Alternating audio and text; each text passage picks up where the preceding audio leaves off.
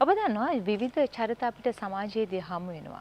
වෛද්‍යවරු වෙන්නට පුළුවන්, කලාවට සම්බන්ධ කෙනෙක් වෙන්නට පුළුවන්, ක්‍රීඩාවට සම්බන්ධ කෙනෙක් වෙන්නට පුළුවන්. නැත්නම් ව්‍යාපාර ශාස්ත්‍රයේ වෙන්න පුළුවන්. මේ කී නොකී බොහෝ ශාස්ත්‍රයන් වල චරිත අපි ඔබ ඉන්න තැනටම ගෙනවිත් හඳුන්වලා දීලා තිබෙනවා. ආයුර්වේද වෛද්‍ය විද්‍යාව ගැන කතා බහ කරද්දී අතීතයේ සිට මේ දක්වාම ලොකු ඉතිහාසයක් තියෙනවා. ඒ රාජායතනයන්හි සිටම පැවතෙන විශ්වාසයක්. ඒ විශ්වාසයට තමන්ගේ සාධාරණත්වයේ ඉටු කරපු වෛද්‍යවරයෙකු පිළිබඳව කතා බහ කරන්නට අපි මේ ඉඩකඩ වෙන් කරා. ඉතාමත් ගෞරවයෙන් අද අපේ මැදිරියට ආරාධනා කරා ආයුර්වේද දෙපාර්තමේන්තුවේ පර්යේෂණ කමිටුවේ සමාජික ඒ වගේම ආයුර්වේද වෛද්‍ය එච්.එම්. විතානච්චි මහත්මයාට. ආයිබන් වෛද්‍යතුමනි. ආයිබන්. ඉතාමත් ගෞරවයෙන් ඔබතුමන්ව පිළිගන්නවා. වෛද්‍යතුමනි දැන් අපි ඔබතුමන් මේ වෛද්‍ය ශාස්ත්‍රයට යොමු වෙමු. විශේෂයෙන්ම ආයුර්වේද වෛද්‍ය කියන විෂය ධාරාවට යොමු වීම පිළිබඳව කතා බහ කරන්නට ඉස්සෙල්ලා මම කැමතියි දැනගන්න ගාල් කියන සුන්දර ගම් මිටියාවතෙන් ඔබ හඳුනා ගන්නා ඔබ කියන චරිතය කොහොමද? ඔව් මේ මම උපන්නේ ගාල්ල දිස්ත්‍රික්කයේ වත්තේහේන කියන කුඩා ගම්මානයක මේ ඊටාම කුඩා පාසලක් පහවසර ශිෂ්‍යත්ව පාසල මම එනවා පානදුර ශ්‍රී සුමංගල විද්‍යාලයට. මොකද මගේ අම්මගේ අයියා හිටියේ පානදුරේ. එයා බාර ගන්නවා මගේ ජීවිතයේ ඉදිරි ගමන. එතනින් තමයි ඇත්තටම පටන් ගත්තේ. ඊට පස්සේ ඉතින් නොයෙකුත් ජීවිතයේ කඩයිම් එහෙම තියෙනවා.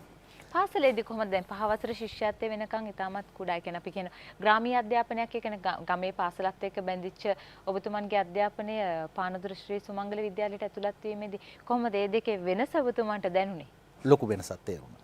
ලොකු වෙනසක් තේරුණා. මොකද ගමෙන් නගරයට ආව කියන්නේ 1974 වසරේ. එතකොට ලොකු වෙනසක් තේරුණා. ඒ වෙනසට හරියන්න මම මේ මෑත කාලේදී මම ඉගෙන ගත්ත පාසලට පරිගණක 12ක් එක පරිගණක විද්‍යාගාරයක් පරිත්‍යාග කළා. තමන්ට ඒ කාලේ අත්දැකීමක් නැති වුණාට තමන්ට ඒ දේ දෙන්නට ඕන කියලා දැනෙන්නට ඇති.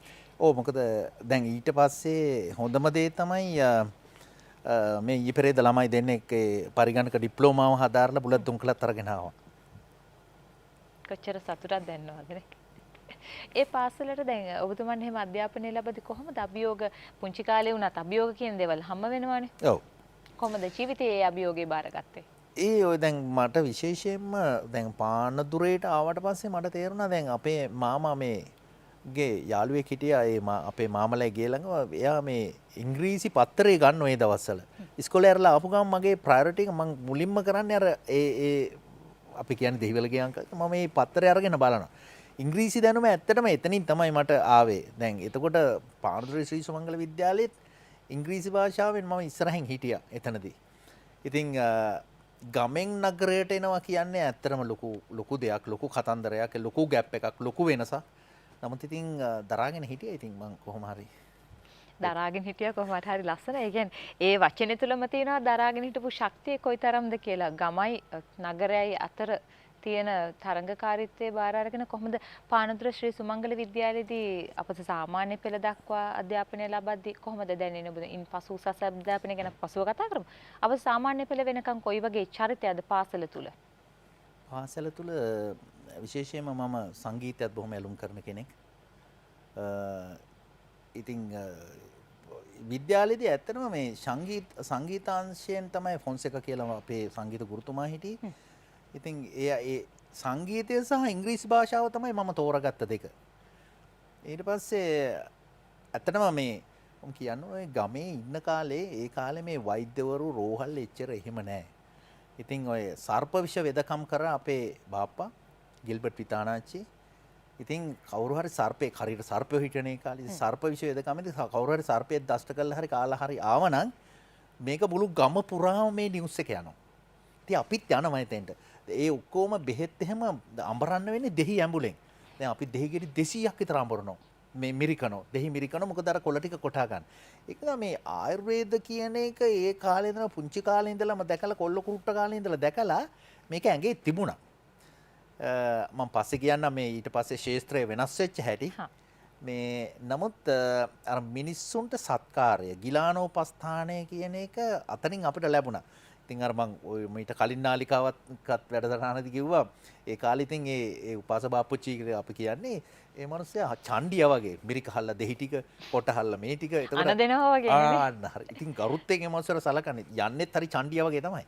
ඉතින් අපිට මට ඒ පුංචි කාලෙම තිබුණා මෙයාට තියෙන මේ ගෞරවය මිනිස්සු වටේ ඉන්න මිනිසුන්ගේ අභිමානය කතා කරන්න බෑ මිනිහට. එච්චරට එයා කේන්තිත් යනවා අර හරියට ඒ කියන්නේ සර්ප විෂ වෙදකමේදී ඇත්තටම මේ පුළු ඉස්සෙල්ලම කරන රෝගියාගේ විස බස්සන එක. මුළු ඇඟ පුරාම රුධිරයටම මේ විස පැතිරෙන්න ඉස්සෙල්ලා විස බස්ස ගන්න. ඒක හරි ඉක්මනින් කරන්න ඕන දෙයක්. ඉතින් අරයා ක්‍රියාත්මක වෙන්න උත්සුක වෙන්නේ ඒක තමයි මුලින්ම මේ තප්පරෙත් වැදගත්. තප්පරෙත් වැදගත්. ඉතින් අපි අරහෙන් පොඩි සරොන් කෑල්ලකුත් ඇඳගෙන දැන් මේ අර දෙහි මිරිකලා දෙනවා කොටලා දෙනවා. එයාට අදාළ නැහැ පුතාලද කියලා. දැන් අපේ පන්ති විදියේ චිත්‍රානන්ද කියලා දැන් ඒගොල්ලන්ට බයිනවා. ඒ මොකද එයාගේ ඒ ටාගට් එක එයාගේ ඉලක්කය පුළුවන් තරම් මේ රෝගියා සුවපත් කරන එක. ඉතින් ඒ වගේ අත්දැකීම් ගමේ ඉඳලා එකපාරටම ඉතින් නගරයට ආවම පස්සේ සමහරු ඉංග්‍රීසියෙන් කතා කරනවා, සමහර ටීචර්ස්ලා, සමහර ගුරුවරු ඉංග්‍රීසියෙන් අර සමහරක් ළමයි එක්ක කතා කරනවා. ඒව තමයි මගේ තිබුණු ඉලක්කය. මොකද සමහර ළමයි එක්ක කතා කරනවා මාත් කල්පනා කරා මාත් ඔතෙන්ට එනවා කියලා. ඒ ඉලක්ක මම ගොඩක් ජයගෙන තිනවා. කොහොමද දැන් සංගීත කටයුතු වගේම ක්‍රීඩා පැත්තට කොයි වගේ නැඹුරුවක්ද තිබ්බේ? ක්‍රීඩා කළා. නමුත් මගේ දැන් කෙනෙකුගේ ජීවිතයේ තියෙනවනේ සාමාන්‍යයෙන් ඇලුම් කරන දේවල් සහ ඉලක්ක. ඇලුම් කරන දේවල් සහ ඉලක්ක. දැන් ඒ ඇලුම් කරන දේවල් වලින් ගත්තේ මම මේ සංගීතයේ විෂයම ගමේ ඉන්න කාලෙත් ඔය මම සින්දු කියන එක ඒව කරනවා. ගමේ සාමාන්‍යයෙන් හරි මාත් එක්ක එකතුයි. ඉතින් නිවේදන කටයුතු එහෙම කරනවා. ඉතින් මේ මම අර අහපු ප්‍රශ්නෙට උත්තරේ දෙනවා නම් ගමෙන් නගරයට ආවයි කියන්නේ ඒක ලොකු වෙනසක්. හැබැයි ඉතින් වෙනස දරාගෙන හිටියා. ඒකෙන් එක දෙයක් වුණා. ඉතින් ඒ කියන්නේ මම දැක්කා මේ ගමයි නගරය අතර තියෙන වෙනස. මම අර ඒ වෙනස නිසා ඒ ඉන්න තැනට එන්න හරි ඉක්මනට උත්සාහ කරපු කෙනෙක්. ඊට පස්සේ අපේ අම්මලා තාත්තලේම හරි දුප්පත් සාමාන්‍ය මිනිස්සු. රුපියල් 10යි මාසෙට මෙවන්නේ. ටියුෂන් පන්තියට රුපියල් 10යි. එල්පිටියේ ඉඳලා පානදුරේට බස් එකකට බාගේ ටිකට් එක රුපියල් 2යි. ඉතින් අන්න ඒ වගේ කාලයක් තිබුණේ. ඉතින් කොහොම හරි ඉතින් මාමා ලොකු කැපකිරීමක් කරා. මාමා ඉතින් මාමටත් ඉලක්කයක් තිබුණා තඩබර වැඩක් කරා. මේ ඒ වුණාට මාමට යම්කිසි විශ්වාසයක් තිබුණා. එයා දැන් ශ්‍රාමසුවෙන් ඉන්නේ. නමුත් එයාට මේ එයාගේ ඉලක්කයට දැන් එයා මෙරි උපදිනෝ ඒ කරපු දේ සාර්ථකයි කියලා. ඉලක්ක සහ අභියෝග සියල්ලත් එක්ක ජීවිතය අපෝ හැරලා බලද්දී කොයිතරම්නම් දේවල් තියෙනවද අපිට කතා කරන්න සහ කියන්න දේවල්. ඔබතුමන් දැන් පානදුර ශ්‍රී සුමංගල විද්‍යාලයේ අපස සාමාන්‍ය පෙළ විභාගය හදන්න ඊපස්සේ උසස් පෙළ විභාගය සඳහා කොහොමද කොයි විදිහට සූදානම් වන්නේ? මොකද මේ දේවල් ඔබතුමන්ගෙන් අහන්නේ මේ වැඩසටහන බලන බොහෝ පිරිසක් තමන්ගේ ජීවිතේ තමන්ගේ දරුවන්ට තමන්ගේ සහෝදර සහෝදරයන්ට මේ ජයගත් චරිත හරහා එකතු කරගන්න බොහෝම කරුණු තියෙනවා. ඒක. ඔව්. උසස් පෙළ විෂය හදාරන්න දැන් එතනදී තව දෙයක් සිද්ධ වෙනවා. ඒ අතරේදී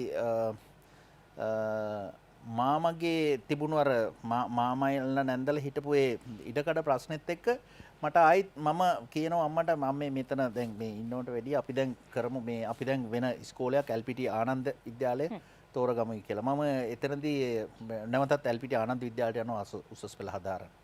එතනින් මොකද ශ්‍රී සුමංගල විද්‍යාලයට ඇවිල්ලි ඉවරලා අර පහසුකම් පොඩි අඩුවක් ආවා ඒ වෙලාවේ. ඒ කාලේ එතන ඉපදිලත් නැතුව ඇති ඒ කාලේ ඉතින් මේ කාල් පොළු කාල් ටික ගේන්න බෑ ගොඩාක් ආර්ථික ප්‍රශ්න වලට ආවා ඒ කාලේ. හරි බැරෑරුම් කාලයක්.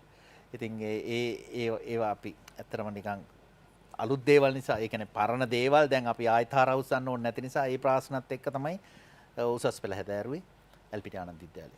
ඉතින් එහෙම කළා. හැබැයි එල්පිටි ආනන්ද විද්‍යාලයට ගිහිල්ලත් එක වසරයි ගියේ. මේ උසස් පෙළ අන්තිම වසර එල්පිටි ආනන්ද විද්‍යාලයට ගිහිල්ලත් මම මේ අර මෙහි පාන්දුරේ ශ්‍රී සුමංගල විද්‍යාලයෙන් ගලපු පන්නරේ නිසා පන්තියේ ඉංග්‍රීසි භාෂාවත් එක හිටියේ මම. ඒ ඉන්න ගමන් මම මේ ඇත්තටම මේ දැන් try කරනවා දැන් අම්මලා තාත්තලා අපි සාමාන්‍ය පුරවැසියනේ. දැන් රස්සාවකට try කරනවා. ජාතික ආධුනිකත්ව මණ්ඩලයේ රුපියල් 455 පඩියට මේ බෙන්තොට බීච් හෝටලේ මේ දුරකථන හෝමාරු නිලධාරී. ඒතර මේ වගේ පහසුකම් නැහැ. පාදුක්ගේ සැටලයිට් පාදුක්ක මීකොටනේ සැටලයිට් ස්ටේෂන් එක තියෙන. එතෙන්ට කෝල් එක ගන්න මේ ලොකු කාමරයක් ඒක. දුරකථන හෝමාරු නිලධාරී. දම ට්‍රේනින්. ඉහිලිරලා දැන් ඔතනින් දැන් ඔහොම ට්‍රේනින් පීරියඩ් එකම රුපියල් 455 පඩිය. ලොකු දෙයක් ඒ කාලේ. එතනින් තමයි ඉතින් රස්සාවක් කරන්න පටන් ගත්තේ. මොකද ඕන කරලා තියෙනවා මට මා ජීවත් කරවීමට.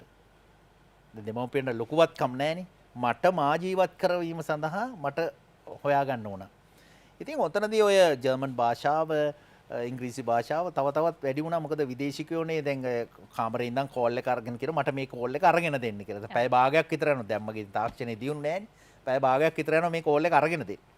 ඉතින් එහෙම ඇවිල්ලා තමයි ඉතින් ජීවිතේ මැදදී තමයි මං ආයිත් අර සුන්දරම අතීතය ගමේ තිබුණු සුන්දරම අතීතයේ වෛද්‍යවරයෙක් ආයුර්වේද වෛද්‍යවරයෙක් වෙන්න ඕන කියන තැනට මම දන්නේ ඒක දෛවයේ සරදමක් වගේ නැවතත් එතෙන්ට එන්නේ. ලේස හොඳත් එක කොතනින් හරි එතන නතර වෙන්නේ නැතිනේ.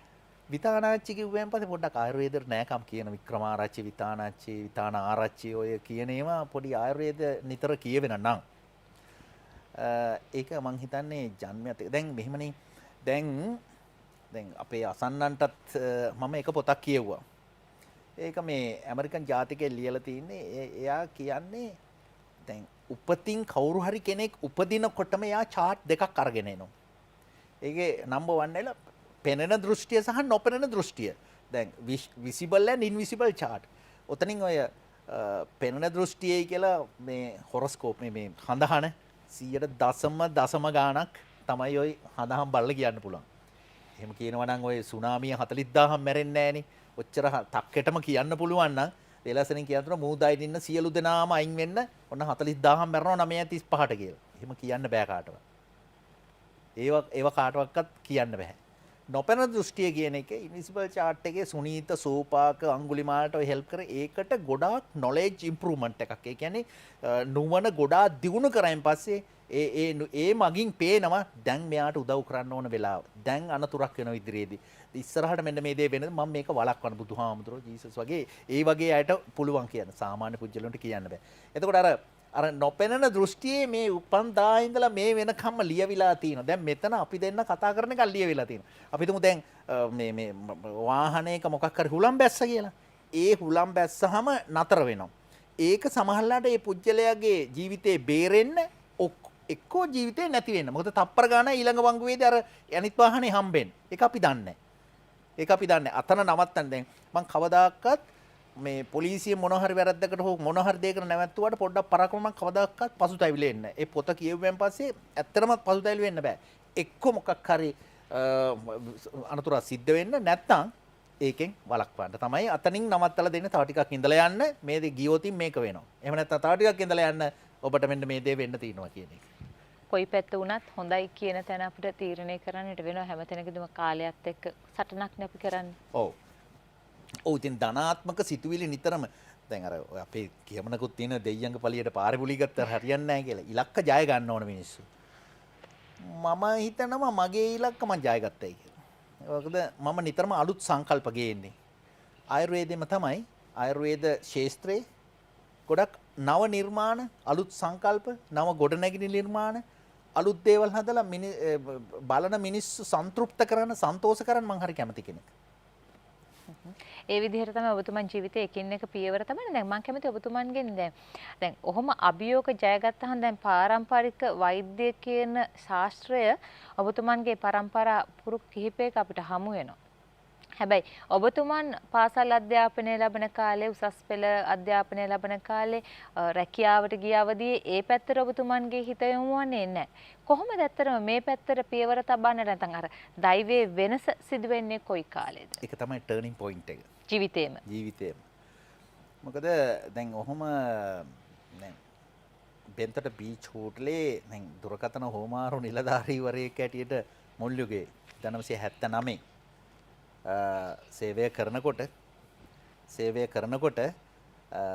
දැන් ජර්මන් භාෂාව ඉංග්‍රීසි භාෂාව ටික ටික ප්‍රගුණ වෙනවා. ඔතනදී මේ ශිෂ්‍යත්ව ප්‍රදානයකින් මට හම්බ වෙනවා ජර්මනියට යන්න භාෂාව වැඩිදුර ඉගෙන ගන්න. ඒ ගිහිල්ලා මට තිබුණේ වෙද මහත්තයෙක් පැය දෙකක් තිස්සේ කියන කතන්දරේ මට තිබුණේ පරිවර්තනය කරන්න. දැන් ඔය වෙදකමේ කොටස් දෙකක්නේ. ආයුර්වේදය science of life. ආයුර්වේදය කියලා ගත්තොත් එහෙම ධනවන්තරී දෙව්රජාණන්ගෙන් පැවතෙනවයි කියලා තියෙනවා. හෙළවෙදකම කියන්නේ රාවණාගෙන් පැවතෙනවා කියලා. හෙළවෙදකමට අයිතිනෝ ගෙඩි වෙදකම, නාඩි වෙදකම, ඔය සර්ප විෂ ඒවා ආදී අයිති. දැන් රාවණාගෙන් පැවතෙන ආයුර්වේදේ එක පිරුලක් තියෙනෝඩි. ස්වස්තස්ය ස්වස්ත රක්ෂණං ආතුරස්ය විකාර ප්‍රසමනංච. නිරෝගී පුජ්‍යලයාගේ නිරෝගී බව තවදුරටත් වැඩි දියුණු කිරීමත් රෝගී පුජ්‍යලයාගේ රෝගය සුවපත් කිරීමත් ආයුර්වේදයේ මුඛ්‍ය පරමාර්ථය වන්නේ. දැන් අපි ගන්නෝ නිරෝගී පුජ්‍යලයාගේ නිරෝගී බව තවදුරටත් ආරක්ෂා කිරීම. ලෝකේ තියෙන එකම සිස්ටම් එක. කර්ම පහකට බෙදලා තියෙනවා පංචකර්ම කියලා. ඒතර පංචකර්ම වලින් දැන් අපි බලන්න නිකන් බලන්නකෝ විදේශිකයෝ ඇවිල්ලා ලංකාවට මේ බොඩි එකට සර්විස් එකක් කරගෙන යනවා. වාහනයක් කිලෝමීටර් 3-4000ක් දීපුවාම සර්විස් එකක් කරන්න, තෙල් මාරු කරන්න ඕන, ෆිල්ටර් මාරු කරන්න ඕන. දැන් අපි තෙල් මාරු කරන විරේචන කර්මය ගත්තොත් ෆිල්ටර් මාරු කරනවා කියන එක නස්ස කර්මයට ගන්න පුළුවන්. ඒ වගේ දැන් තෙල් වලින් යම් කිසි මොනවා හරි සම්බාහනයක් හරි කරනව නම් මේ සම්බාහනය කියන වචනේ දැන් මේ වැරදි විදිහට අර්ථකථනය ගලා තියෙන මං තනියම උත්සාහ කරනවා මේ ජරා ජීර්ණ වෙච්ච එක ඉස්සරහට ගේන්න. ඒකමයි මම මේ ආයුර්වේද කෞතුකාගාරයක් හැදුවා. මම පස්සේ කියන්නම් ඒක. මහියංගනේ දඹානේ. මම ලොකු උත්සාහයක් ගන්නවා. ඊට පස්සේ දැන් අපි ආයි මුලට ගියොත් එහෙම දැන් බෙද මහත්තයා මේක කියලා ඉවරුනාට පස්සේ මට තේරෙනවා මගේ ඇඟේ තියෙන දෙයක් මම බලාපොරොත්තු වෙච්ච දෙයක් කියලා ඇවිල්ලා මමගේ බිරිඳරත් කියලා අපි දෙන්නත් එක්ක යනවා කේරළ ඉන්දියා ආයුර්වේද ඇකඩමි.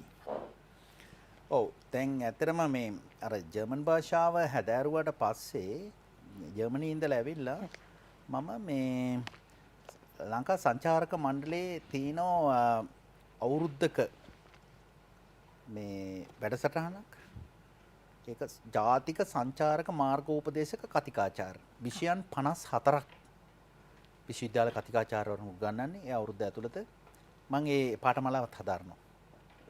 ඇත්තටම කියනවා නම් ඒ පාඨමාලාව හැදෑරුවට පස්සේ මුළු ලංකාවම ඉතිහාසයේ ඉඳලා මේ වෙනකන් කව වෙනවා. ඒ කියන්නේ අපි හිතමු විදේශිකයෙක් ඇහුවොත් එහෙම මේ උද්භිද උද්‍යානය මොන කාලෙද හැදුවේ කියලා ඒකට උත්තරේ තියෙනවා. තේ ගහ ලංකාවට ජේම්ස් ටේලර් කියනකොට ඒකේ උත්තරේ තියෙනවා. ඊළඟට ළමෙක් වැඩිව පැමුණෙන් පස්සේ අපේ සංස්කෘතිය ගැන කතා කරනකොට ඒගොල්ලන්ට අලුත්ම දෙයක්.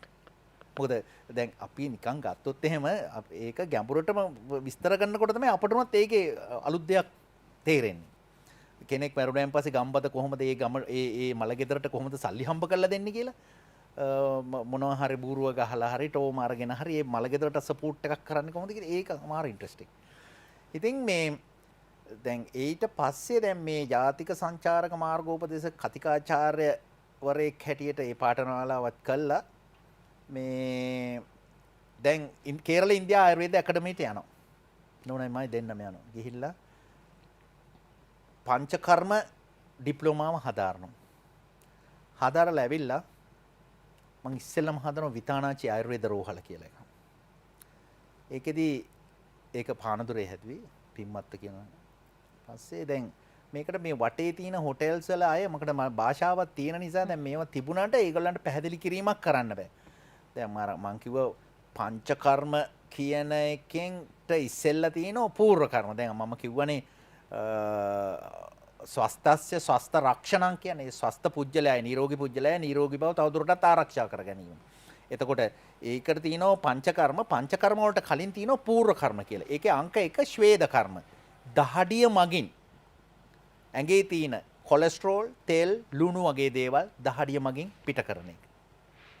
දැන් ඒකට මම අලුත්ම තැනක් හඳුන්වලා දීලා තියෙනවා වාදුව මොල්ලිගොඩ. ගිය සතියේ ඒක විවෘත කළේ.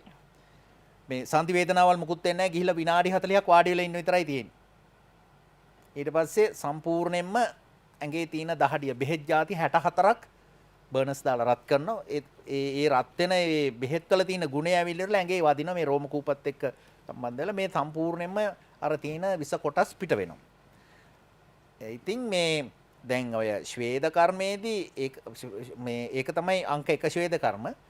අංක 2 ඇවිල්ලා ස්නේහ කර්ම. ඒක නම් ඉතින් ස්නේහ කර්මයක් කරන්න ඕන පූජ්‍යලෝ මම හිතන ලංකාවේ ගත්තොත් එහෙම 95ක් විතර. ස්නේහ කර්මයක් කියන්නේ තෙල් ස්නේහ කියන්නේ තෙල්. තෙල් උපයෝගී කරගෙන අපි පළවෙනි එක ගත්තොත් එහෙම ශිරෝධාරාව. ශිරෝධාරාවක් කියන්නේ කෙනෙකුගේ මානසික ආතතිය බිඳුවටම අඩු කරන්න පුළුවන්. ඉරුවාරදය මිග්‍රේන් සම්පූර්ණයෙන්ම අයින් කරන්න පුළුවන්. ඒකට හේතුව තමයි දැන් මොළයයි හිස් කබලයයි අතර තියෙන ශ්‍රාවයක්. ඒක අපි නිකන් කිව්වොත් එහෙම අර තෙල් උඩ දුවන වාහනයක තෙල් උඩ දුවන පිස්ටන් එක වගේ. දැන් කෙනෙකුට වැඩි වෙන්න ඒ ශ්‍රාවය ඒකට කියන්නේ බටහිර විද්‍යාවේ සෙරිබ්‍රෝ ස්පයිනල් ෆ්ලුයිඩ් කියලා. එතකොට කෙනෙකුට වැඩි වෙන්න මේ ශ්‍රාවයේ ඝනත්වය වැඩි වෙනවා. ඝනත්වය වැඩි වුණාම මේ මොලේ තියෙනනේ සෛල මිලියන ගාන ඝනත්වය වැඩි වුණාම මේක හරහා සර්කියුලේට් වෙන්නේ මේක හරහා සංසරණය වෙන්නේ හරි හැමින්. හරියට අපි නිකන් වතුර බෝතලයක් වක් කරාම හයියෙන් වැටෙනවා. හැබැයි පැණි බෝතලයක් සිරප් බෝතලයක් වක් කරාම හිමින් වැටෙන්නේ. දැන් මේව තමයි ස්නායු මූල. මේ ස්නායු මූල වලට රත් වෙච්ච තෙල් ධාරාවක් නොකඩවා විනාඩි 42ක් වක් කරන්න ඕන. වක් කරන්න සෙරිබ්‍රෝ ස්පයිනල් ෆ්ලුයිඩ් එකේ තියෙන ඝනත්වය අඩු වෙලා සාමාන්‍ය තත්ත්වයටපත් වෙනවා. හැබැයි ඔක උපරිම ප්‍රතිඵල සඳහා දවස් 7ක් කරන්න ඕන. අද පටන් ගන්න විනාඩි 42කින්. එතකොට විනාඩි 42 හෙට විනාඩි 40යි. අනිද්දාට 38යි. ඊට පස්සේ 35යි ආයිත් යන උඩට. 7 වෙනි විනාඩි 42 කරනකොට අර සම්පූර්ණයෙන්ම යථා තත්ත්වයටපත් වෙලා. මේ දෙක අතර දැන් ඒ සෛල හරහා මේක සිදුවෙන්නේ නැති වුණාම මොකද වෙන්නේ? මේ දෙක අතර පීඩනයක් ඇති වෙනවා. පීඩනයක් ඇති වුණාම ගැස්සිලා හැරෙනවා. අපි සමහර දාන මෙලෝ මොනම කාරණාවක් ගන්න නිකම්ම අඬනවා. එක්ක නිකන් hina වෙනවා. තියපු තැන මතක නැහැ. ළමයි බිරිඳව රුස්සන්නේ මේ ඔය දැන් අපි දැන් නිකන් සාමාන්‍ය ව්‍යවහාරය කියන මලපනිනවා කියන. ඒකේ යම්කිසි මේකක් තියෙනවා. තේරුමක් තියෙනවා. ඒ කියන්නේ කෙනෙකුට ඒ පීඩනය දරා ගැනීමේ නොහැකියාව නිසා මල මුත්‍රා පිටවීම කියන එක. ඒක දරා ගන්න බෑ. දැන් බැලුම් බෝල් එකට හුලං ගහනකොට එක්කෝ කොහෙන් හරි සිදුරක් තියලා පිට වෙන්න ඕන නැත්නම් මේක පුපුරනවනේ. ඒ වගේ. දැන් මෙතෙන්දී දැන් සත්තු දෙන්නෙක් කා ගන්නකොටත් ඒ දේ සිද්ධ වෙනවා. මොකද එක්කෝ බයට එක්කෝ තරහට. දැන් සාමාන්‍යයෙන් ඔය ගැමි ව්‍යවහාරෙත් තියෙනවා කවුරු හරි කාට හරි ගහනකොට ඒත් මේ බයට ඒ දේ සිද්ධ වෙනවා. එතකොට එතෙන්දී අර සෙරිබ්‍රෝ ස්පයිනල් ෆ්ලුයිඩ් කියන එක එහෙම නැත්නම් මේ අර ශ්‍රාවය සංසරණය වෙන්නේ නැති වුණයින් පස්සේ මේ දෙක අතර පීඩනය ඇති වෙලා තමුන් දන්නේ නැහැ තමුන් මොනවද කරන්නේ. ඕකේ අග්‍රස්ථානය තමයි පිස්සු හැදෙන එක. එතකොට විදේශිකෝ ඇවිල්ලා ওই ටික ඔක්කොම ලස්සනට කරගෙන යනවා. දැන් මගේ පංචකර්ම නිකේතනයක් තියෙනවා. අවුරුදු 8ක් තිස්සේ හැම අවුරුද්දම එනවා. පවුල් 4-5. වෛද්‍යවරු හම්බ වෙන්නේ නැහැ. ඉතින් සර්විස් එක කරගෙන යනවනේ. දැන් ලෝකේ 98ක් විතර ලෙඩක් හැදෙනකන් ඉන්න වෛද්‍යවරය හම්බෙන්නේ. ලෙඩේ හැදෙන්න ඉස්සෙල්ලා සර්විස් එකක් කරගන්න තියෙන එකම සිස්ටම් එක තමයි පූර්ව කර්ම සහ පංච කර්ම ආයුර්වේදයේ ලෝකේ තියෙන එකම සිස්ටම් එක. ඉංග්‍රීසි කියමනකුත් තියෙන ප්‍රිවෙන්ෂන් ඉස් බෙටර් දැන් කියෝ කියලා. එතකොට මේකෙන් ආරක්ෂා වෙන ක්‍රම තිබුණාට මේ හඳුන්වලා දෙන්න පටන් ගත්තාම මේ ආයුර්වේදය කියන එක හැම කෙනෙක්ම කැමති ඒ දේ තමුන්ට සිදු කරගන්න. දැන් ඔබතුමා මේ දේ දකින්නවනේ දැන් මේ දේ අපේ රටට අපේම කියන දෙයක් නිසා අපිට අත්‍යවශ්‍ය ඉඳලා තිබෙන කාලෙක ඔබතුමන් ආරම්භ කරන ඔබතුමන් ලබාගත් දැනුමත් එක්ක ඔබතුමන්ගේ අර පාරම්පරික හෙදකම වෙදකමත් එක්ක. එතනින් පස්සේ ඔබතුමන් අලුත් පියවරක් තබනවා. මම කැමති ඒ අලුත් පියවර තබන්න හේතු සාධක වෙන්නේ මොකද්ද? අලුත් පියවරක් කියලා. අපි ආයුර්වේද රෝහලෙන් එහාට යන ඔබතුමාන ආයුර්වේද කෞතුකාගාරයක් දක්වා ගමන් මඟ ඔව් දැන් මේ විතානච්චි ආයුර්වේද රෝහල කියන එකට මම කිව්වනේ වටේ ඉන්න සංචාරක හෝටල් වලින් මගේ භාෂාවක් තිබෙච්ච නිසා එන්න ගත්තා. ඊට පස්සේ එතන ඉතින් මිල මුදලුත් ලැබුණා. පස්සේ මම අංජායු විලා කියලා මේ පටන් ගන්නවා මේ ආයුර්වේද පංචකර්ම නිකේතනයක්. නවාතැන් පහසුකම් එක්ක නවත්තගෙනම බෙහෙත් කරන්න. ඉතින් ඔය මේ පිටකොන්දේ අමාරු, ગેස්ට්‍රයිටිස්, ආතරයිටිස් ඒ වගේ දේවල් වලටත් වෙදකම් කරන්න ගන්නවා. දැන් අපි එක රෝගයක් ගැන නිකන් එහෙම කිව්වොත් මම හිතන්නේ අසන්නන්ට ඒක තේරුම් ගැනීමේ හැකියාව ඇති වෙයි මේක මම හිතන්නේ ආස්වාදයක් ලබයි ඒක. දැන් අපි හොඳම උදාහරණය තමයි ආතරයිටිස් කියන රෝගය දැන් ලංකාවේ සෑහෙන පිරිසකට තියෙනවා. බොහෝ පිරිසක් කියනවනේ නේද? අපයෝ.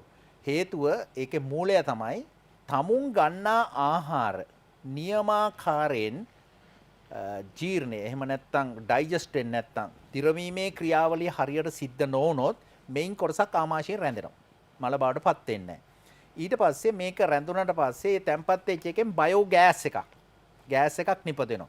ආයුර්වේද කියන්නේ මේ ගෑස් එක ඇසිඩ් එකක් එක්ක තියෙන. ඒකට පවර්ෆුල්.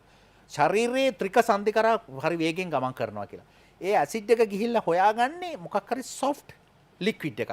මේ ඇඟිලි වටේ තියෙන මේ මැරබන් එක තමයි ඉස්සෙල්ලා. ඒකනේ පොලිමරි කන්න බැරි ගන්නට. ඊට පස්සේ එනවා මේ මැනික් කටුවට. ඊට පස්සේ එනවා මෙහෙම එල්බෝ එකට ඇවිල්ලා එහෙම අවසානයේදී තනිස් ළඟට වෙනකන් යනවා. දැන් මේ ඇසිඩ් එක මේ වැඩි වෙන්න වෙන්නේ යූරින් කවුන්ට් එක මුත්‍රාවල තියෙන සංකටක ටික අඩු වෙනවා. ඒතර රුධිර සංකටක වැඩි වෙනවා. එක්ක වැඩි වෙනවා එක්ක අඩු වෙනවා. දැන් සමහරලාට දැන් මේක අඩු වෙනවා නම් වැඩි වෙන්න බෙහෙත් දෙනවා. දැන් ගොඩාක් වෙලාවට වෛද්‍යවරයෙක් හමු වෙන්න ගියාම ආතරයිටිස් නැත්නම් ආමවාත කියලා කියන්නේ ආමවාත රෝගියෙක් ගියාට පස්සේ හැම මාසෙම එන්න කියන අරගෙන මුත්‍රා සාම්පල යුරින් රිපෝට් එකයි බ්ලඩ් රිපෝට් එකයි අඩු නම් වැඩි වෙන්න බෙහෙත් දෙනවා වැඩි නම් අඩු වෙනවා. දැන් ආයුර්වේද කරන්නේ එහෙම නෙවෙයි. විරේචන කර්මයෙන් සම්පූර්ණයෙන්ම සුද්ධ කරලා දානවා. උඩාන්ත්‍රය මහාන්ත්‍රය ආමාශය සම්පූර්ණයෙන්ම විරේකයක් කරලා සුද්ධ කරලා දානවා. ඊට පස්සේ මූලය හොයාගන්න ඇයි දිරවන්නේ නැත්තේ කෑම? මොකද්ද මෙයාට තියෙන ෆේලිය එක?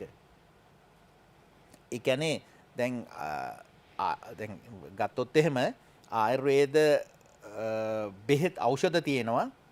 සමහර වෙලාවට ඒ ඇල්කොහොල් යම්කිසි ප්‍රතිශතයක් අවශ්‍යයි. දැන් අතන ඒ දිරවීමේ ක්‍රියාවලියට ඒක අවශ්‍යයි. දැන් ආයුර්වේද අරිෂ්ටවලට හොඳයි. මධ්‍යසාරය නිපද වෙන්න දාන්නේ මලිතමල්. වෛද්‍යතුමනි දැන් එතකොට දැන් ඔබතුමන් කියන විදිහට දැන් අපේ රටේ දේශීය නිෂ්පාදනත් එක්ක ආයුර්වේදේ අපි ගහකොළත් එක්ක බැඳිච්ච පරිසරයක් එක්කනේ ඔබතුමන් මේ දේවල් නිර්මාණය කරන්නේ. මෙතෙන්දී ඔබතුමන් දැන් මේ ආයුර්වේද රෝහල ආරම්භ කරනවා. එතනින් එහාට පංචකර්මයන් සඳහා සිදු කර යුතු සියලු නිකේතනයන් ආරම්භ කරනවා. එතනින් එහාට මම කැමතියි ඔබතුමන්ගෙන් දැනගන්න දැන් මේ අපි කෞතුකාගාරයක් ආරම්භ කරනවානේ. ඒක ලොකු ඉතිහාසයක් තියෙනවා. ලොකු ඉතිහාසයක් කියන්නේ මේ තුල සංගවිච්ච කතාවක් තිබෙනවා. අපි කියමුද ඇයි එහෙම ආයුර්වේද කෞතුකාගාරයක් ආරම්භ කරන්න හිතුවේ කියලා? ඔව් මම අර කියපු තැනින් තව පොඩ්ඩක් කියලා ඉන්නද? තව මට පොඩි තප්පර දෙකක් දෙන්න. දැන් ආමවාත නැත්නම් ආතරයිටිස් වගේ රෝගයකට දෙන අරිෂ්ටයකට අනිවාර්යයෙන් මධ්‍යසාරයේ යම්කිසි ප්‍රතිශතයක් අවශ්‍යයි. ඕක මධ්‍යසාරය නිපද වෙන්න මධ්‍යසාරය හැදෙන්න අරිෂ්ටයකට කලවම් කරන්නේ මලිතමල්. ඒතර මලිතමල් දැම්ම කියන්නේ අර අවශ්‍ය ප්‍රමාණයට එනවා. හැබැයි ඕනම බෙහෙතක මාත්‍රාවක් තියෙනවා. අපි යම් වෙළඳ පොලේ තියෙන දෙයක් වුණත් ඕනකට වැඩිය ගන්න බෑනේ. වැඩියෙන් උනේ කියලා. හැම දෙයකම මාත්‍රාවක් තියෙනවා. ඉතින් පහුගිය වකවානුවේදී ලොකු ප්‍රශ්නයක් වුණා මේක. මොකද අරිෂ්ට පිව්වෙන් පස්සේ වකුගඩුව අමාරු වෙනවා ඒක. ඇත්ත. වෙනවා. මලිතමල් දාපු නිසා අරක යම්කිසි මත් වෙන ගානක් තියෙන බෝතල් භාගයක් විතර බිව්වහම. මධ්‍යසාරයේ ගණන් බැරි නිසා අරිෂ්ට බෝතල් භාගයක් විතර බොනවා. වෙරි වෙන්නේ. ඉතින් ඕක වෙන එක අහන්න දෙයක් නැහැ. මම පිළිගන්න මේක වෙන්නේ නැහැ. හැම දෙයකම කතාවක් තියෙන සත්‍යයක් තියෙන. මට ඕන කරලා තිබුණා ඔන්න ඔතන මම හිටියා මේ දුර්මතය නැති කරන්න ඕන කියලා. ඊළඟට දවසක් මම ලංකාවේ තියෙන ඔය මේ කොළඹ ප්‍රදේශයේම තියෙන තැනකට ප්‍රදර්ශනයක් බලන්න ගියා. ආයුර්වේද ප්‍රදර්ශනයක්. මම මීට කලින් වැඩසටහනත් ඒක කිව්වා. ගිහිල්ලා දැන් මායින ඕනයි දෙන්නත් එක්ක දැන් අපි දැන් අර අපේ මේක තියෙන සල්ලි හම්බ කරනවත් වැඩිය අපේ දැන් උනන්දුව තියෙන්නේ මේ ගහකොළ ගැන නොදන්න අයට කියලා දෙන්න. දැන් අර වෙද මහත්තයාගෙන්නේ මාත් ගත්තේ. දැන් මගේ බිරිඳටත් ඒක දීලා බ්‍රේන් වොෂ් එකක් කරා. එයාගෙත් නැත්තම් එයාත් මුලින් කැමති උන්නේ නැහැ. එච්චර ගිහිල්ලා. මොකද අපිට ළමයි ලපටි ඉන්නවනේ එතකොට.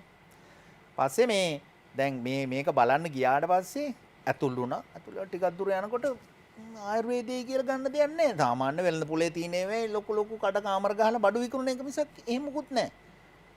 එක ළමයෙක් ඇවිල්ලා හිටිය හල්දුම් මුල්ල ඔසුයනේ. ළමයා ෆයිල් එකක් අස්සේ මේ අංකුර ටිකක් දාගෙන මෙයා පෙන්නනවා මෙන්න මේක මේ ගහ මේක මෙච්චර වැඩෙනවා. එහෙම මිනිස්සු පොරකගා ඒක දිහා බලන්න. ඒ යන්නේ ආයුර්වේද ප්‍රදර්ශන බලන්න. දැන් මෙතනදී මට තේරුණා මේ මිනිස්සුන්ගේ පිපාසයක් තියෙනවා කියලා. මේ ගස්වැල් ගැන. මම එතෙන්දි හිතා ගන්නවා පොඩියට හරි මේ දැනුම මං දෙනවයි කියලා මේ මිනිස්සුන්. දාලා ඉවරලා දැන් ගියා කල්දුම්මුල්ල පින්නදුව නිකවැරටිය ඔසුවියන් වලට ගිහිල්ලා අපි කරා පරික්ෂණ කළා දැන් පැලත් එක්ක දැන් අංකුරේකුත් හදනවා අංකුරේ වේලලා අර තෙතමනේ අයින් කළා රාමු කළා මේකේ ෆොටෝ එකකුත් ජහලා ඔක්කොම කළා ඉවරලා හැදුව පොඩි කෞතුකාගාරයක් හැදුවේ වාදුව මොල්ලිගොඩ පුතා ඉන්නේ ඕස්ට්‍රේලියාවේ මගේ පුතා හරි දක්ෂයි මට වැඩිය දත්ත හොයන්න ඩේටා හොයන්න ඉතින් එයා අරහෙන් මට පම්ප් කරනවා මේ කොලේ මේකයි මෙහෙම විස්තර කරන්න මෙහෙම කියලා එයා ඉංග්‍රීසියෙන් කියනවා මම සිංහල ට්‍රාන්ස්ලේට් කළා මම හැදුවා ඉතින් ওই කෞතුකාගාරය හදන්න ආවේ වත්මන් අපේ සෞඛ්‍ය ඇමතුමා රාජසේනාරත්න මහත්තයා ඒ මහත්තයාත් බොහොම සන්තෝෂ වෙලා මාව පත් කළා ආයුර්වේද පර්යේෂණ කමිටු සමාජිකයෙක් හැටියට ආයුර්වේද පර්යේෂණ කමිටු සමාජිකයෙක් හැටියට පත් කරාම 1961 තමයි ආයුර්වේද පර්යේෂණ කමිටුව පිහිටවන්නේ ඒකෙදි පර්යේෂණ කමිටුවට පත් කරන අයගේ සමාජිකයන්ගේ වගකීම වෙන්නේ පර්යේෂණය කළා නැති දේවල් එලි දක්වන එක. මම දන්න ධර්මින් හැම කෙනෙක් ගොඩාක් අය කරලා තියෙන පොතක් ලියන එක.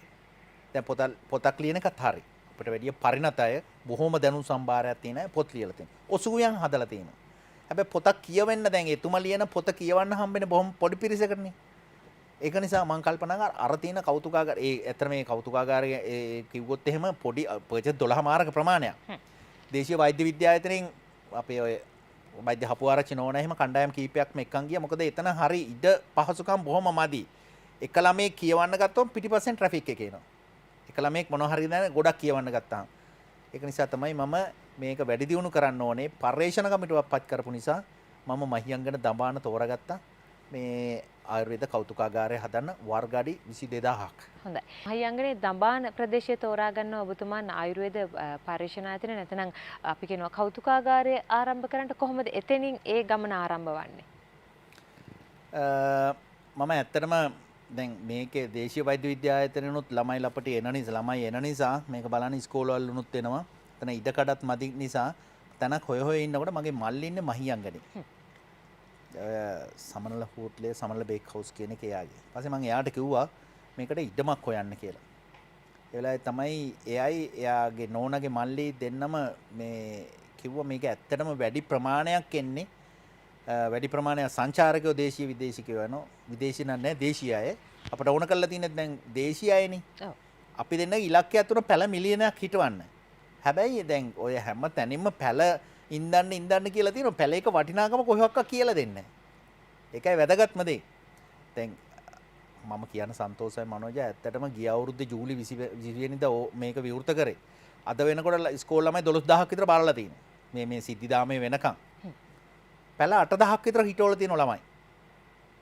WhatsApp එකේ Viber එකේ ෆොටෝස් ගහලා යනවා සර් මෙහෙම අපි හිටුවා මේ ડોක්ටර් මගේ ඉස්කෝලේ සමහර ළමයි පව් කියලා තිතන ඉතින් ඔය අනුරාධපුර පොළොන්නරුව පැත්තෙන් කෞතුකාගාරය බලන්න එන ළමයි ඒ ළමයින්ට අර ඒ ගහ ගැන විස්තරේ ෆොටෝ එකක් ගහගෙන ඇවිල්ලා විස්තරේ ලියාගෙනත් යනවා ඒ ළමයින්ට මේ අර ලොකුවට මේ කරන්න විදියක් නැහැ අතින් ලියලියලා උද්භිද නාමයයි ෆැමිලිය ඔක්කොම ලියලියලා අර මොකක් හරි පොලිතින් කෑල්ලක් උඩින් දාලා ගෙදරට බඩු ගෙන පොලිතින් කවරයක් දාලා හරි ලස්සන එක දැක්කම පොල්ලේ තියලා ඒ ගහ වටේට ඒ පුංචි කාලේ ඉඳලම ඒ ආభాෂයේ ළමයට ලැබෙනකොට කවදාකවත් ගහකට හිංසාවක් කරන්නේ නැහනේ වැඩි හිටියෙක් වුණත් ඉතින් අපිට ඒක තමයි තිබුණේ පස්සේ ඉතින් මේ අර මල්ලිගේ නෝනාගේ මල්ලි දෙන්නම කිව්වා මේ අපි ඊටමක් හොයන්නම් මේක හොඳ අදහසක් හැබැයි තීන තැන මේ නාගරීකරණය වැඩි මේක පරිසරයත් එක්කම තියෙන තැනක අපි හදමු කියලා.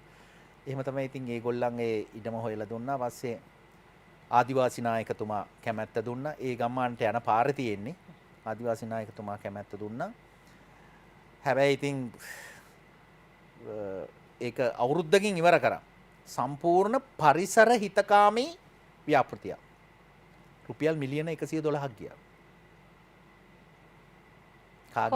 කාගෙන්වත් ඒ මොන මුදල් ප්‍රතිපාදන කාගෙන්වත් ලැබුණේ නැහැ.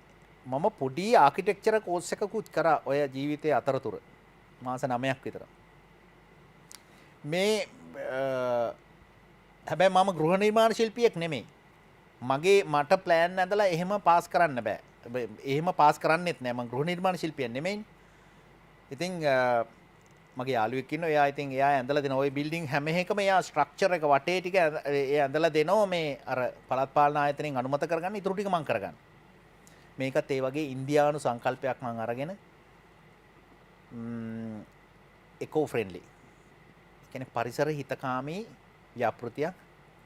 එතන ගියන් පස්සේ මට තේරුණා මේ ඇත්තටම මහියංගන නගරේ ඉඳලා කිලෝමීටර් 21ක් යන්න ඕන දමානට. ඒ යන අතරවාරයේදී සාමාන්‍ය කාන්තාවකට යන්න සනීපාරක්ෂක පහසුකම් නැහැ කොහෙවත්. වැසිකිලි 10ක් දෙපැත්තට හැදුවා.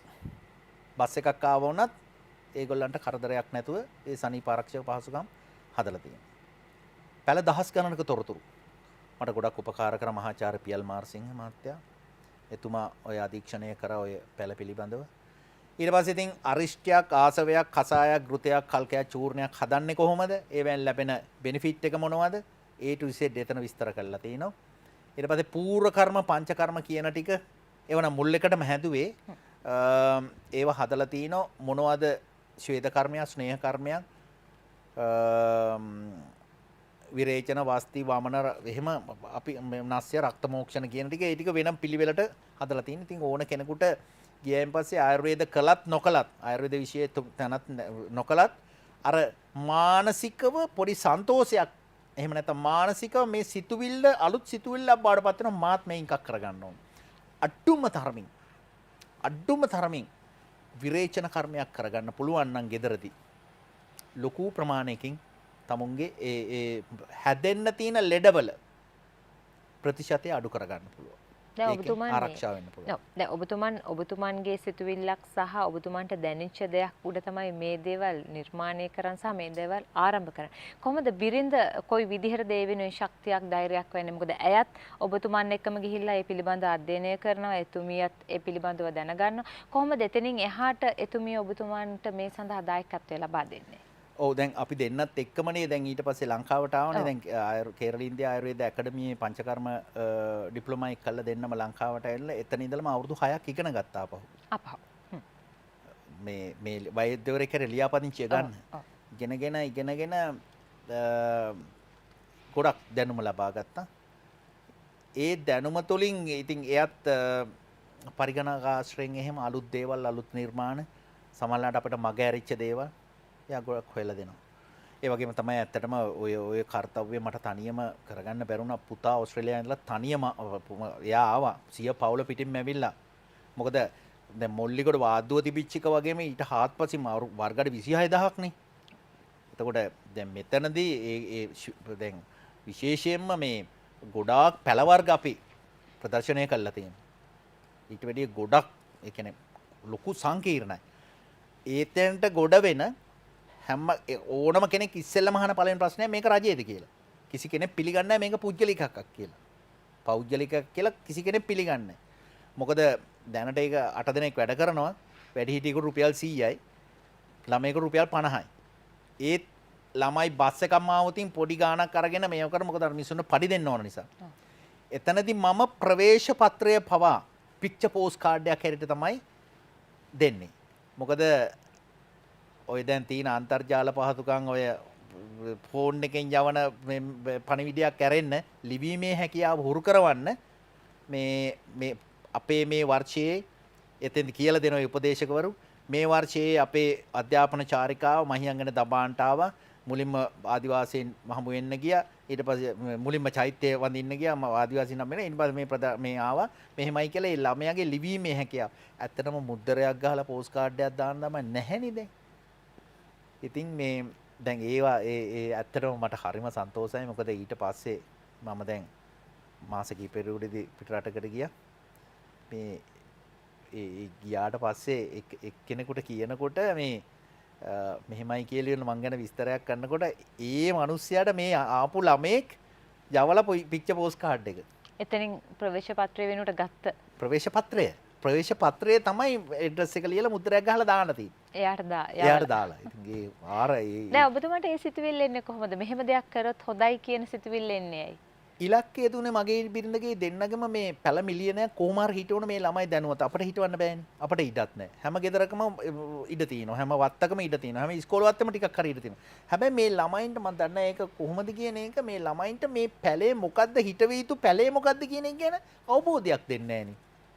දැන් රජයෙන් ඇත්තටම කරන්න ඕන දෙයක්. ළමයි දැන් අපිට දැන් මනෝජා ඔයා ගියාට පස්සේ ඔයාලා ගෙදර දැන් කොහොඹ ගහක් යට හිටියත් ඇඟ නිවෙන වෙයි කියලා නේ කියන්නේ. දැන් නිම්බාරිෂ්ඨය කොහොඹ කොළ වලින් හදන තිත්තයි. ඇඟේ ලේ පිරිසිදු වෙන්න හදන මේ අරිෂ්ඨයක් කොහොඹ ගහ. හැබැයි ඕක නිකන් කිව්වට කොහොඹ ගහේ අත්තක් එක්ක හොඳ ලස්සන පින්තූරයකුත් එක්ක කොහොඹ ගහේ A to Z විස්තරය දෙමුණාට පස්සේ ඔයා කල්පනා කරනවා මාත් ගෙනියනවා කොහොඹලෑ.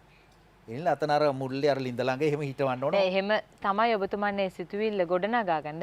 මම කැමති දැනගන්න මේ හැම දෙයක්ම හරියට ගෙනියන්න. දැන් ඔබතුමන් හැම විටම ආයුර්වේදය ගැන දන්න නිසා, ඒ ගහක වටිනාකම දන්න නිසා, මෙහි තියෙන ඖෂධීය ගුණාංග ගැන දන්න නිසානේ මේ හැම දෙයක්ම අපිට ලබා දෙන්න උත්සාහ කරන්නේ.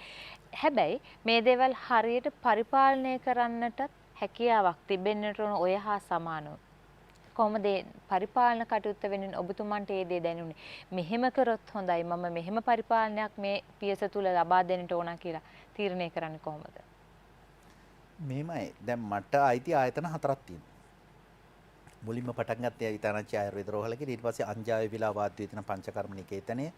ඊට පස්සේ විතාස් මහ ලායු මන්දිර් කියලා තියෙන ශ්වේද කුටි නිවහන අර මං මුලින් කිව්වා. ඊට පස්සේ ආයුර්වේද කෞතුකාගාරය, ආයුර්වේද නිෂ්පාදන ඔය රූපලාවන්‍ය තනිකර ඒ කියන්නේ ඒක ජර්මනියේ මේ එක්තරා රසායන ගානකින් මේ අනුමත කරලා තියෙන 100ක් ශාකසාරයක කියන එක. දැනට ඒක දැන් ලංකාවේ තෙන්දපොලේ තියෙන නයි හර්බ්ස් නමින්. නමුත් මේ ටික ඔක්කොම කරන්නේ මම තනියම. එහෙම කොහොමද? ඒ කියන්නේ තනියම ඒ පරිපාලනය කරන්නට කොහොමද පන්නරේ ලැබෙන පුංචි කාලෙද, පාසලෙන්ද නැත්නම් ගෙදරින්ද, කොතනින්ද ඔබතුමන් හිතන්නේ කොහොම නිසාද? මාමගේ. ඔව්. මනෝජ විශ්වාස කරන්න මාමලයි ගෙදර දැන් හදලා තියෙන ගේ කාමර 6ක් තියෙනවා. කිසි කෙනෙකුට මේ සෙරප්පු දාගෙන ගෙට ඇතුල් වෙන්න බෑ. සෙරප්පු දෙක කරවලා පාපිසුඩින් තියන්න බෑ. මට මාමලයි ගෙදෙට්ට ඇවිල්ලා පළවෙනි සතිය වෙනකොට පිස්සු මං අම්මට කිව්වා අනිමාව එක යන්න මේ පිස්සු මිනිස්සුන් මෙයාත් එක්ක මට ඉන්න බෑ කියලා. එදා ඒ දීපු පන්නරේ අද තමයි ඒක ශක්තියක් වෙලා තියෙන්නේ. එදා කරදරයක්, හැබැයි අද ශක්තියක්. ඒ වගේ චරිත ආයි බිහි වෙන්නේ වැඩක් නැහැ කියලා. ඒ ළමයිත් ඒ වගේ එන්න හැම කෙනෙකුටම සිද්ධ වුණා යා කියන විදිහට එන්නේ. මුලින් මේ නැන්දරත් ඉතින් මුලින් එහෙම තිබුණේ නැහැ. නමුත් අද කිසිම තැනක වැලියට එකක් පෑගෙන පුදුම ශක්තියක් තිබුණේ. ඉලක්ක ජයගත්ත තවත් මිනිස්සෙක්. ගොඩාක් ඒ කියන්නේ ගොඩක් පොහොසත් මිනිස්සෙක් නෙමෙයි. හැබැයි තනියම කෙසේ හෝ එක ඉඩමක් තියෙනවා. මේ ඔය LPT ඔය නරංගෝවිට කියන මේ ගමේමයි තියෙන්නේ. මිනිස්සු බයිසිකලේ නවත්තලා ඉඩම දිහා බලාගෙන යනවා. තේ තියෙන්නේ ඒ ගස් මුල් වලට ඔක්කොම මේ එකතු කරලා තියෙනවා අර නෙලලා අර මේ ගල් ටික ඔක්කොම ගස් මුල් එකතු කරලා නිකන් හිතන්න මනෝජ තේ ගස් කීයක් තියෙනවද කියලා. ගම්බිරිස් වගාවක් තියෙනවා. එක ඉදිච්ච ගම්බිරිස් කොලයක් නැහැ. ඔක්කොම අර කඩලා සුද්ධ කරලා වැඩක් නැහැ කියලා මේ ඒ වගේම හොඳ අත්ගුණයක් තියෙන කෙනෙක්. එදා දීපු ඒ පන්නරේ කම්මැලි වෙන්න මනෝජ විශ්වාස කරන්න දවස් 354න් මහියංගන ව්‍යාපෘතිය ඉවර කරා. කබොක්ගල් අර රෝද 10 10 wheelers 9ක් ගිහිල්ලා තින වාද්දුවේ ඉඳලා මහියංගනේට. කබොක්ගල් අලවල තින මුළු වටේම. නිකන් ගිහිල්ලා බලන්න www.ayurvedamuseum.lk කියන එකෙන් කබොක්ගල් අලවල තින හුඹස් පැටි කබොක්ගලු. ඒතර මේ කෑල්ල අලවල තියෙන. මම 100 දෙවතාවක් ගිහිල්ලා තින උදේ 2ට මම පටන් ගන්න යන්නේ. වාද්දුවෙන් උදේ 2ට යන්නේ මල්ලිගේ බේක් හවුස් එකට සමල්ල බේක් හවුස් එකට යනවා 7:00මාරට මේ තේ එක බොන්න. ඩන් ස්ටොප් ම යනවා. දැන් කෙනෙක්ට දැන් ඔහොම කියද්දි හිතෙන්න පුළුවන් මෙච්චර වාර ගණනක් යන්න Tamanට ටිකක් හරි මහන්සියි කියලා දැනෙන්නේ නැද්ද? පොඩ්ඩක් විවේකයක් ගන්න ඕන කියලාද? එහෙම හිතක් තිබුණේ නැහැ. මේක ඉවර කිරීමමද තිබුණේ අරමුණ එක දිගටම. මම දන්නෙත් නැහැ 100 වතාවක් ගියයි කියලා ආරක්ෂක නිලධාරීන් ඉන්නෝනේ පංචකර්ම නිකේතනේ. ඒ ඉස්සරින්ද යන දවසට ගෝ සර් හෙට යන්නේ 100 වෙනි වතාවේ කියලා. එතකොට තමයි මම දන්නේ නැත්නම් මට ඕ ලියන්න වෙලාවක් නැහැ. හැබැයි මෙහෙම දෙයක් තියෙනවා. ලෝකේ ජයගත්ත හැම කෙනෙක්ම මනෝජා ඉලක්ක කරා ගමන් කරපු මිනිස්සු. ඉලක්කයක් නැතුව බෑ අප්පා එහෙම කරන්න බෑ. එහෙම කරන්න බෑ. එහෙම බෑ. ඒ කියන්නේ ධනාත්මකව නැතුව ඍණාත්මකව හිතන හැම කෙනෙක් සදාකාලික ඍණමයි. ධනාත්මක සිතුවිලි තියෙනවා. ඔය කෞතුකාගාරය හැදුවට පස්සේ චීන නගරාධිපතිනියක් ආව බලන්න. චීන භාෂාව මට බෑ. මේ ඒ ආපු එක්කෙනත් එක ට්‍රාන්ස්ලේට් කරලා එයත් ඇහුවා රජයේද කියලා. මං කිව්වා නෑ කියලා. මං ඒ පාර මං ඇහුවා ඇයි එහෙම අහන්න කියලා මේ නෝනගේ. මම මේක චීනේ හැදුවා නම් ෆන්ඩ්ස් රිලීස් කළා. ප්‍රතිපාදනක් දීලා තව සම්මානත් 4-5ක් දීලා ඒක. හැබැයි මට කරු ජයසූරිය මහත්තයා දැන් මාස දෙකකට කලින් දුන්නා ජාතියට කළ සේවයක් හැටියට දේශකීර්ති වාද්‍ය විද්‍යාභිමානී කියලා ගෞරව සම්මානෙ දුන්නා. ඕමල්පේ සෝවිත හාමුදුරුවෝ ගිහිල්ලා උන්වහන්සේ දැකලා මේගොල්ලන් එකතු වෙලා දුන්නා. අපි ගිහියෝ 3 දෙනයි හිටියේ 3 දෙනෙන් එක්කෙනා මම. ඕමල්පේ සෝවිත හාමුදුරුවෝ හරියට මට මේ ඒ තෙන්දී ඒ කටයුත්තට උදව් කරා. නමුත් ඉතින් හැබැයි මේක අවධානයට ලක්වීම පිළිබඳව නම් මම සතුටු වෙන්නේ නැහැ. දැන් මේ ඉන්න බලධාරීන්ගේ අවධානයට ලක්වීම ගැන මම සතුටු වෙන්නේ නැහැ. හොඳම උදාහරණේ බදුල්ල දිස්ත්‍රික්කයේ කොහෙවත්වත් රජයේ ආයුර්වේද වෛද්‍යවරු ඉන්න 25800 ගාණක් මේ ලියාපදිංචි වෙච්ච. ඒ කිසිම තැනක ඒ ආයුර්වේද වෛද්‍යවරයෙකුට ගිහිල්ලා දවසක් ඉඳලා එහෙම අධ්‍යයනය කළා මේක බලන්න එහෙම තැනක් නැහැ. මම කිව්වා මේක ආයුර්වේද දෙපාර්තමේන්තුවට අරගෙන මේ ජාතික ආයුර්වේද කෞතුකාගාරයයි මේ ආයුර්වේද මේ නිවාඩු නිකේතනය කරන්න කියලා යෝජනාව බාර දීලා තියෙනවා. ඉතින් මේ ප්‍රශ්නත් එක්ක මම හිතන වෙලාවක් නැතුව ඇති ඒගොල්ලන්ට. හැබැයි මෙතන මෙහෙම දෙයක් තියෙනවා. දැන් ඔතන ආදිවාසීන් බලන්න එනවා යාපනයෙන් එනවා අම්පාර මඩ කලුපෙන් එනවා. අපේ විතරයි ආයුර්වේද. ඒගොල්ලන්ගේ වෙනම සිස්ටම් දෙකක් තියෙනවා. ද්‍රවිඩයගේ හීලින් සිස්ටම් එක හඳුන්වන්නේ සිද්ධ කියලා. ඒගොල්ලෝ අහනවා why don't you give the priority for our system, our healing system? සිද්ධ.